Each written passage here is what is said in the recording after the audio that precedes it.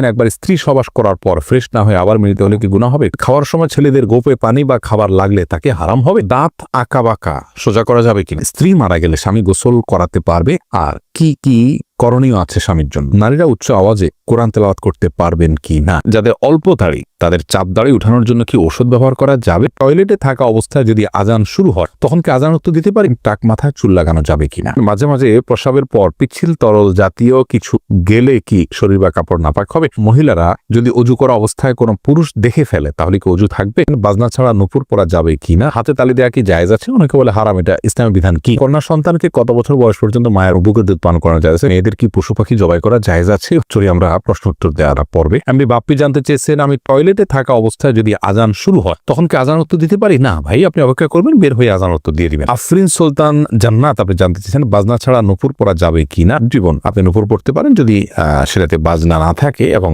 বাহিরে আপনি যখন পড়ে যাবেন সেটা আপনার পায়ে থাকতে পারে, কোনো অসুবিধা নেই। সাহাবায়ে কেরামের মধ্যে থেকে অনেকে নুপুর পড়েছেন, অনেক মহিলা সাহাবীরা নুপুর পড়েছেন, এরকমটি হাদিস দ্বারা স্পষ্টভাবে আমরা জানতে পারি। জহিরুদ্দিন মোহাম্মদ বাবর জানতে চেয়েছেন হাতে তালি দেওয়া কি জায়েজ আছে? অনেকে বলে হারাম। এটা ইসলামের বিধান কি? হাতে তালি দেওয়া এটাকে হারাম বলার সরাসরি কোনো সুযোগ নেই, তবে অবাক করা কোনো কিছু ভালো কিছু দেখলে মুখে সুবহানাল্লাহ বলা, আশ্চর্য হলে সুবহানাল্লাহ বলা, মাশাআল্লাহ বলা, এটা হলো সুন্নাহ, হাতে তালি নয়।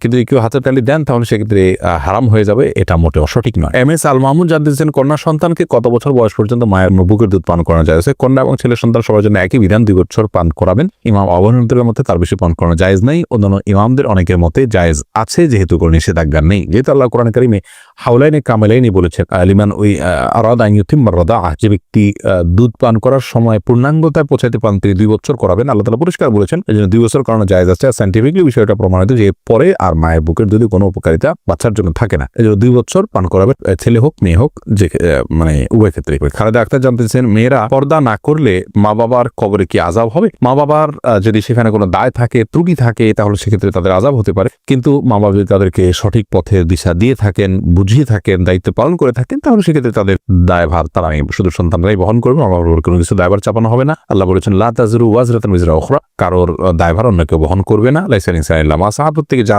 করবে তারই তিনি দায় নিবে। এমরি নাসিরউদ্দিন জানতে চেয়েছেন মাঝে মাঝে প্রস্রাবের পর পিচ্ছিল তরল জাতীয় কিছু গেলে কি শরীর বা কাপড় নাপাক হবে? যদি শরীরে লাগে তাহলে সে অংশটা ধুয়ে ফেলবেন, কাপড় লাগলে সে অংশটা ধুয়ে ফেলবেন, বাস তাহলেই চলবে।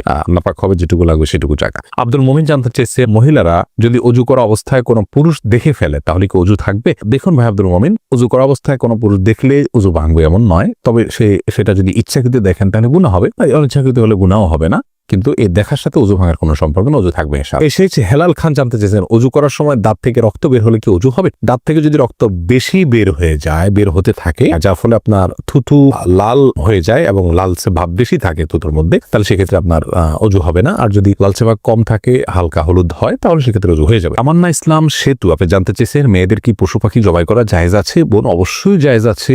মুরগি, হাঁস, এই জাতীয় পশু পাখি, গরু, এগুলো জবাই করার ক্ষেত্রে অনেক উদাহরণ আমাদের সমাজে আছে। যেমন ভাই বোন দুজন মিলে একসাথে গরু জবাই করতে পারবেন না শেয়ারে। তারপরে আপনার মেয়েরা গরু বা ছাগল বা কোনো পশু জবাই করতে পারবেন না। গোসল ফরজ অবস্থায় গরু ছাগল জবাই করা যাবে না। স্বামী স্ত্রী একজন ধরবেন আর জবাই করবেও করা যাবে না। এরকম নানাবিধ কথা আমাদের সমাজে প্রচলিত আছে, এগুলো সবগুলো ভ্রান্ত ধারণা। ছেলেরা যেমন জবাই করতে পারবেন, মেয়েরাও কিন্তু সেভাবে আপনার জবাই করতে পারবেন, কোনো অসুবিধা। জবের যে শর্ত আছে বিসমিল্লাহ আল্লাহু আকবার বলে জবাই করে ফেলুন। রবিউল ইসলাম জানতে চেয়েছে কোনো কিছুতে পা লাগলে সালাম করা কি জায়েজ? না ভাই, কোনো কিছুতে পাও লাগলে সেখানে হাত দিয়ে সালাম করতে হবে। হাত দিয়ে যদি সালাম হয় না, পা ছুঁয়ে এটাকে সম্মান করে কোনো কথা নেই। কিন্তু আমাদের সমাজ যেহেতু পাও লাগাটাকে অসম্মান মনে করা হয়, এটা ওরফ, আর ওরফের একটা এতেবার এবং গ্রহণযোগ্যতা ইসলামী শরীয়তে আছে, যার কারণে কারোর গায়ে পাও লাগলে সেটা লাথি দেওয়ার সাথে কিছুটা সাদৃশ্যপূর্ণ হওয়ার কারণে আমাদের সমাজ এটাকে দোষণীয় মনে করে। আরবেনরা দোষণীয় মনে করে না, তারা জন্য পাওয়া লাগলেও এটাকে কিছু মনে করে না। তো আমাদের সমাজে যদি দোষণীয় মনে করা হয়, সেহেতু যার কাছে যার গায়ে পাওয়া লেগেছে তাকে যদি আপনি একটু টাচ করে আপনি আসলে পাওয়া লাগাতে চাননি, হাত লাগাতে চেয়েছেন অথবা শ্রদ্ধা করতে চান, এটা বোঝাতে চান, তাহলে সেটা ঠিক আছে, এটাতে দোষের কিছু নেই। তবে এর মানে এই নয় যে তাকে আপনি সালাম দিবেন। ভাই রাশেদুল ইসলাম রুবেল আপনি জানতে চেয়েছেন টাক মাথায় চুল লাগানো যাবে কিনা, এ ব্যাপারে ইসলামের কোনো বিধিনিষেধ আছে কিনা? ভাই রাশেদ, টাক মাথায় চুল, আলগা চুল লাগানোর ব্যাপারটি একজন স্বাভাবিক অবস্থায় একজন মানুষের জন্য জায়েজ নাই, কারণ আল্লাহ রাব্বুল আলামিন বলেছেন লা তাবদীলা লিখালকিল্লাহ, আল্লাহর সৃষ্টিতে কোনো প্রকার পরিবর্তন করা চলে না। এখন কারো চুল পড়ে গেছে, তিনি আলগা চুল লাগিয়েছেন, এটা এক ধরনের প্রতারণার মতো। যেমনি ভাবে চুল সাদা হয়ে গেলে সেটাকে কালো করার যে একটা প্রয়াস, প্রবণতা, নিজের বয়স লুকানোর চেষ্টা, অথবা বয়স ছাড়াও অনেক সময় সাদা হয়ে থাকে। তো এই যে নিজের অবস্থার পরিবর্তন করার চেষ্টা, এই জিনিসটাকে ইসলাম ভালোভাবে দেখে না। অতএব এটাকে স্বাভাবিকভাবে রেখে দেওয়াটাই উচিত, এবং এখানে কোনো প্রকার লুকোচুরি করা এটা অনুচিত এবং অসুন্দর। আব্দুল্লাহ জানতে চেয়েছেন, নারীরা উচ্চ আওয়াজে কোরআন তেলাওয়াত করতে পারবেন কি না? ভাই আব্দুল্লাহ, নারীরা উচ্চ আওয়াজে কোরআন তেলাওয়াত করতে পারবেন, তবে সেটি পরপুরুষের কান পর্যন্ত যেন না পৌঁছে সে ব্যাপারে চেষ্টা করতে হবে।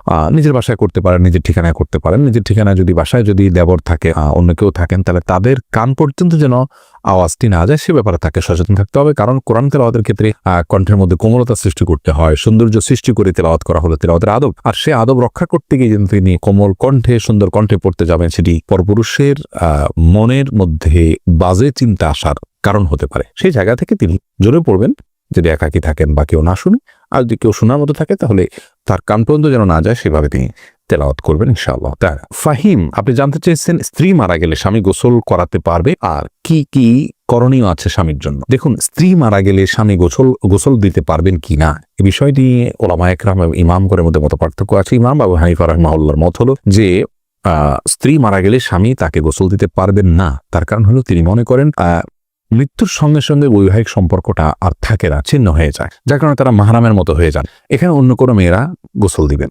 যদিও অন্য ইমামদের অনেকেরই মত হলো যে না, বৈবাহিক সম্পর্ক মৃত্যুর মাধ্যমে ভেঙে যায় না, বরং বৈবাহিক সম্পর্ক তালাক না দিলে সেটি কিয়ামত পর্যন্ত বরং চিরকালের জন্য, অনন্তসীমকালের জন্য এই সম্পর্কটা হয়ে যায়। যার কারণে তাদের দৃষ্টিকোণ হলো যে স্বামী তার স্ত্রীকে গোসল দিতে পারবেন, স্ত্রী তার স্বামীকে গোসল দিতে পারবেন। তো এক্ষেত্রে যদি ভিন্ন কোনো ভালো মহিলা থাকেন যিনি গোসল দিতে পারেন সেটা ভালো, এবং এক্ষেত্রে কোনো অসুবিধা নেই। মাহফুজ মুন্না, আপনি জানতে চেয়েছেন খাওয়ার সময় ছেলেদের গোপে পানি বা খাবার লাগলে তাকে হারাম হবে?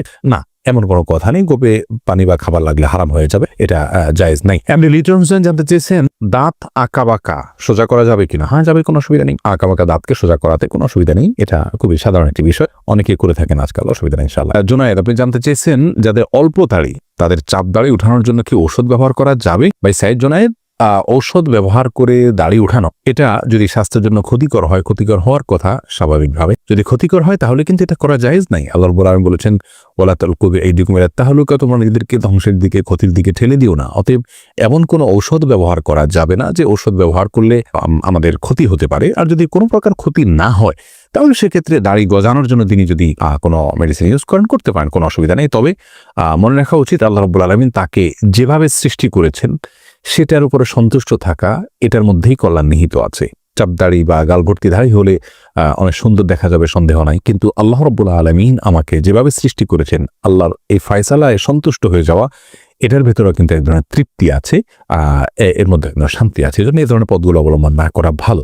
কিন্তু যদি স্বাস্থ্যের জন্য ক্ষতিকর কিছু না হয় তাহলে করতে পারে, কোনো নিষেধাজ্ঞা নেই। আব্দুল হামিদ রিপন জানতে চেয়েছেন একবার স্ত্রী সবাস করার পর ফ্রেশ না হয়ে আবার মিলিত হলে কি গুনাহ হবে? কোনো গুনাহ হবে না, তবে মাঝে যদি অজু করে নেওয়া যায় তাহলে সেটা সুন্নাত আদায় হবে, না করলেও গুনাহ হবে না।